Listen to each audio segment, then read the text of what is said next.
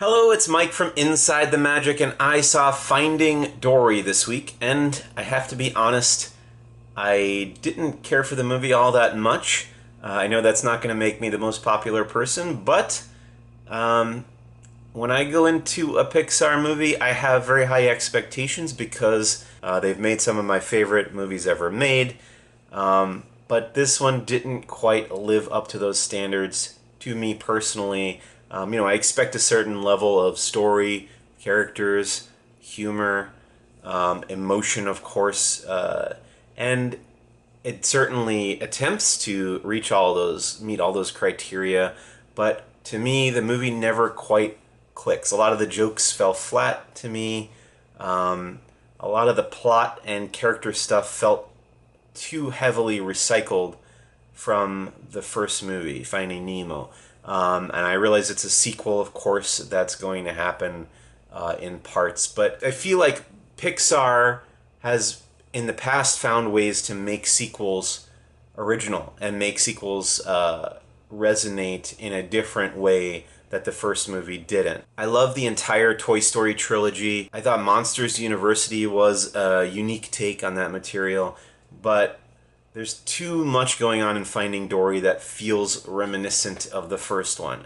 Especially and specifically, I would say that I kind of wish that Dory had been allowed to go off on her own adventure in this movie without bringing Nemo and his dad Marlin along.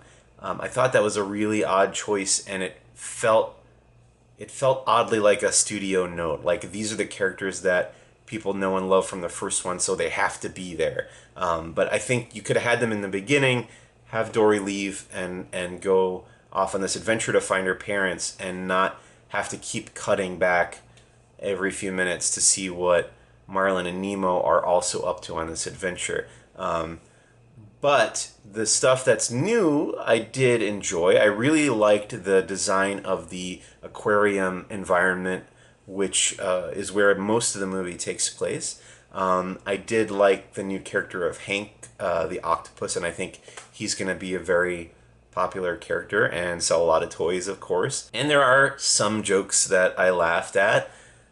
But overall, this movie felt like an average talking animal animated movie, which from Pixar I expect, again, far more than that. I expect a movie to hit me on a gut level, and Finding Dory never quite does that. There are emotional beats that don't quite feel earned to me because there's other stuff in the movie that feels far less grounded than the action in Finding Nemo.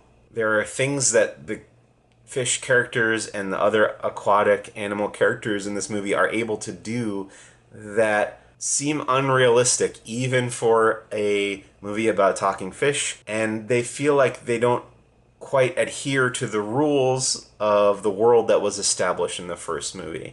And maybe that seems unnecessarily harsh, but again, I hold Pixar to a very high standard, and I think Finding Dory will ultimately be remembered as minor Pixar, unfortunately. The cast is all very talented and does a great job. My major complaints are with the story and the writing, which I think they could have done a lot more with. But for sure, go see it if you're a Nemo fan, if you're a fan of that world. Go see it, make up your own mind, of course.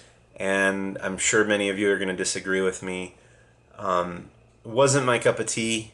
I will, for the rest of my life, continue to see every Pixar movie that comes out because they have earned that lifetime pass for me. But this one didn't quite work in the way that I had hoped or expected it to. Thanks so much for watching, and be sure to visit InsideTheMagic.com.